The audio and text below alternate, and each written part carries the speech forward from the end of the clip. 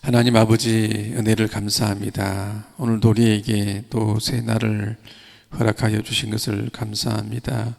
오늘 이 아침에도 하나님의 말씀을 통해서 우리가 진심으로 형제를 용서하는 자가 되기를 원합니다. 우리 마음에 원한이 있으면 주님 앞에 다 내려놓게 하여 주시고, 용서함으로 우리 마음에 맺혔던 그 모든 것들이 풀어지는 시간 되게 하여 주옵소서. 그래서 우리의 삶 가운데 하늘의 문이 열리게 하여 주시고, 모든 관계의 문들이 회복되는 시간 될 수 있도록 하나님께서 도와주시고 함께 하여 주옵소서. 예수 그리스도의 이름으로 기도하옵나이다. 아멘. 하나님 말씀입니다. 고린도후서 2장 5절부터 11절까지 말씀입니다. 묵상 질문부터 들어가겠습니다. 고린도 교회를 근심하게 한 자는 어떻게 되는 것이 마땅합니까? 라고 하는데, 5절부터 보시면은 근심하게 한 자가 있었을지라도 나를 근심하게 한 것이 아니요 어느 정도 너희 모두를 근심하게 한 것이니, 어느 정도라 함은 내가 너무 지나치게 말하지 아니하려 함이라. 이러한 사람은 많은 사람에게 벌을 받는 것이 마땅하도다 라고 말합니다. 여기 보시면 이 근심하게 한 자라고 말하고 있는데, 누구냐면 고린도 교회 가운데서 계속 말씀드린 것처럼 그 아비의 아내, 그러니까 계모입니다. 계모. 그 옛날에 로마 시대 때는 그 한 아내만 둔 것이 아니라 여러 명의 아내를 두었었습니다. 그래서 고린도 교회 청년 가운데서 그 아비의 아내인 계모를 범하는 자가 있었습니다. 그 사람이 바로 교회를 근심하게 한 자였는데, 이러한 사람은 많은 사람에게 벌 받는 것이 마땅하도다 라고 말합니다.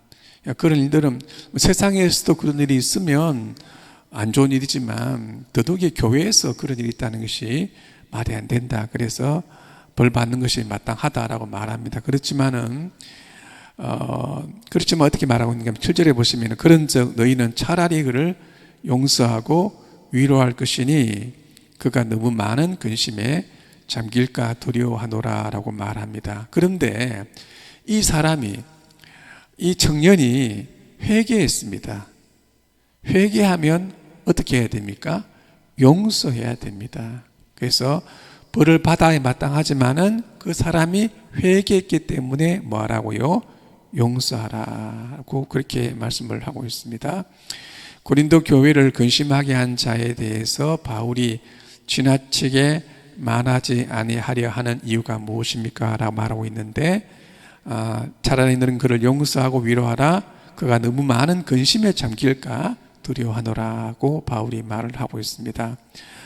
여기 특별히 용서에 관한 말씀을 우리가 좀 주목해 봐야 되는데, 예수님께서 말씀하시기를 너희는 스스로 조심하라. 만일 형제가 죄를 범하거든 경고하고 회개하거든 용서하라. 만일 하루에 7번이라도 내게 죄를 짓고 7번 내게 돌아와서 내가 회개하노라 하거든 너는 용서하라고 말씀하고 있습니다. 자, 여러분들, 어떤 사람이 내게 잘못을 했습니다. 그 사람이 하루에 7번씩 찾아와서 또 용서를 구합니다. 그러면 얼마든지 용서하라고 말합니다.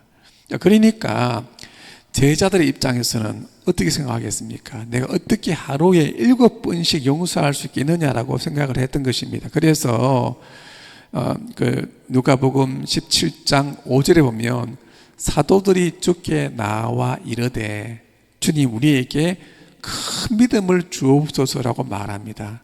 왜 그렇게 말했겠습니까? 그렇게 용서하려 그러면 큰 믿음이 필요할 줄 알았거든요. 그런데 예수님은 어떻게 말씀하십니까? 너희가 큰 믿음이 필요한 것이 아니라 기다시 하늘 만한 믿음이 있어도 용서할 수 있다라고 말씀하십니다.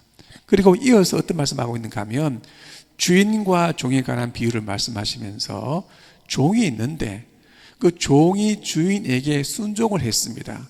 자, 순종을 하고 난 다음에 종이 이렇게 말할 수 있습니까? 내가 주인에게 이렇게 순종했으니까 내게 뭔가 보상을 달라고 말할 수 있습니까? 그럴 수 없단 말입니다. 그래서 이 말씀의 결론이 뭐냐면 이와 같이 너희도 명령받은 것을 다 행한 후에 이르기를 우리는 무익한 종이라 우리가 하여야 할 일을 한 것뿐이라 할지니라고 말씀하고 있습니다. 그러니까 용서는 어떤 문제일까요? 믿음의 문제입니까? 그렇지 않습니다. 믿음이 작아도 용서할 수 있습니다. 용서는 감정입니까? 내 마음속에 용서하고 싶은 마음이 있어서 용서하는 것입니까? 그렇지 않습니다. 용서는 내 삶의 주인이 누구냐의 문제입니다. 여러분 보세요. 예수님께서 내 삶의 주인이신 것을 믿으십니까? 믿으십니까? 그러면 우리가 주님이 내 삶의 주인인 것을 믿는다면 내게 잘못했나라고 회개하는 자에게 하루에 7번씩이라도 용서해 주시기 바랍니다. 그래서 용서는 믿음의 문제가 아니라 내 삶의 주인이 누구냐의 문제이고 용서란 감정의 문제가 아니라 순종의 문제입니다. 그래서 바울은 고린도 교회를 근심하게 한 자에 대해서 어떻게 하라고 권면합니까? 라고 말하고 있는데 그러므로 너희를 권하노니 사랑을 그들에게 나타내라고 말씀하고 있습니다. 또 바울은 무엇을 알고자 고린도 교회를 근심케 한 자를 용서하고 위로하고 사랑하라고 하였습니까? 9절을 다 같이 읽어보겠습니다. 너희가 범사에 순종하는지 그 증거를 알고자 하여 내가 이것을 너희에게 쓴도라. 용서는 무슨 문제라고요? 감정이 아니라 순종의 문제라 했습니다. 그래서 내가 범사에 주님께 순종하는지 그 증거를 알고자 해서 내가 용서하라는 이것을 너희에게 선노라라고 말씀하고 있습니다. 바울은 용서에 대해서 어떻게 말합니까? 2장 10절 11절인데 너희가 무슨 일이든지 누구를 용서하면 나도 그리하고 내가 만약에 용서한 일이 있으면 용서한 그것은 너희를 위하여 그리스도 앞에서 한 것이니 이는 우리로 사탄에게 속지 않게 하려 함이라. 우리는 그 계책을 알지 못하는 바가 아니로다. 용서는 누구를 위한 것입니까? 용서는 누구를 위한 것입니까? 우리를 위한 것입니다. 용서는 상대방을 위한 것보다도 우리를 위한 것입니다. 용서는 누구 앞에서 하는 것입니까? 그 사람이 아니죠. 용서는 그리스도 앞에서 하는 것입니다. 만일에 우리가 용서하지 않으면 누구의 계책에 사로잡힙니까? 사탄의 계책에 사로잡힐 수밖에 없습니다. 그래서 어떤 사람에 대해서 용서하지 않으면 그 사람은 과거의 감옥에 평생 갇혀 살아갑니다. 30년 전에 누가 내게 잘못했습니다. 그 사람을 30년 동안 용서하지 않습니다. 그럼 그 사람은 평생 30년 전에 그 과거의 감옥에 갇혀가지고 헤어나지 못합니다. 미래가 없습니다. 30년 전에 그 사람이 내게 이런 말 했지 않느냐, 이런 상처를 줬지 않느냐 라고 하면서 그냥 그것만 가지고 살아갑니다. 그러니까 용서는 누구를 위한 것입니까? 나를 위한 것입니다. 나를 그 과거에 응어진 상처의 감옥에서 풀어주는 것이 바로 용서다라고 하는 것입니다. 그것을 오늘 성경은 우리에게 말씀을 해주고 있습니다. 본문의 메시지가 무엇입니까? 형제가 잘못했다고 회개하면 용서해야 됩니다. 용서는 믿음의 크기가 아니라 내 삶의 주인이 누구냐의 문제입니다. 내 삶의 주인이 주님이라면 하루에 7번씩이라도 용서해 줄 수 있기를 간절히 바랍니다. 그래서 용서는 감정이 아니라 순종의 문제입니다. 그럼 용서의 유익이 무엇이겠습니까? 용서는 나를 위한 것입니다. 그리고 용서를 해야지만이 우리가 사탄을 이길 수 있습니다. 우리 마음 가운데 용서하는 마음이 없으면 사탄이 우리 마음 가운데 역사합니다. 그래서 매일매일 어떤 사람에 대해서 분노의 감정 가운데 살아갈 수밖에 없습니다. 그러면 결국에는 나도 망치고 상대방도 망치고 공동체도 망치게 됩니다. 그런 사탄의 미혹 가운데 넘어가지 않기를 간절히 바랍니다. 그리고 마지막 한번 따라해 보겠습니다. 용서해야 미래가 있습니다. 베드로 전서에 보면 이런 말씀이 있습니다. 3장 9절부터 제가 읽어보겠습니다. 악을 악으로, 욕을 욕으로 갚지 말고 도리어 복을 빌라.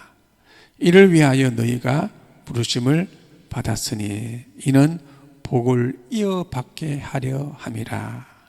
10절에 그러므로 생명을 사랑하고 미래의 좋은 날 보기를 원하는 사람은 자는 혀를 금하고 악한 말을 그치고 입술로 거짓을 말하지 말고 악에서 떠나 선을 행하고 화평을 구하며 그것을 따르라. 주의 눈은 의인을 향하시고 그의 귀는 의인의 간구에 귀를 기울이시고 주의 얼굴은 악행하는 자들을 대하시느니라고 말씀하고 있습니다. 주님의 눈은 누구를 향하고 계신다고요? 의인을 향하시고 의인의 간구를 들어주신다고 말씀하고 있습니다. 여기서 문맥을 보면 이 의인이 누군지 아십니까? 용서하는 의인입니다. 선을 행하는 의인입니다. 화평을 추구하는 의인입니다. 분란을 일으키는 자가 아니라 용서함으로 화평을 추구하는 의인입니다. 주님의 눈은 누구를 향하십니까? 용서하는 의인을 향하십니다. 주님의 귀는 어디를 향하십니까? 용서하는 의인의 귀에 귀를 기울이십니다. 그래서 우리가 진정으로 형제들에 대해서 끊임없이 용서해 줌으로 우리의 모든 기도와 간구가 온전히 주님을 향할 수 있도록, 주님께 상달될 수 있도록 우리의 삶이 그런 삶이 될 수 있기를 간절히 바랍니다. 그래서 여러분 삶 가운데서 미래에 좋은 날 보기를 원하십니까? 우리의 미래가 희망이 있는 미래가 되기를 원하십니까? 우리의 삶이 과거에 매여 있는 삶이 아니라 생명이 있는 삶이 되기를 원하고 계십니까? 그렇다면 우리 마음 가운데 조금이라도 섭섭한 마음이 있으면 다 풀어주시고 다 용서해 주셔서 우리의 미래가 주님 앞에서 밝은 미래가 되어질 수 있기를 간절히 바랍니다. 같이 기도하겠습니다.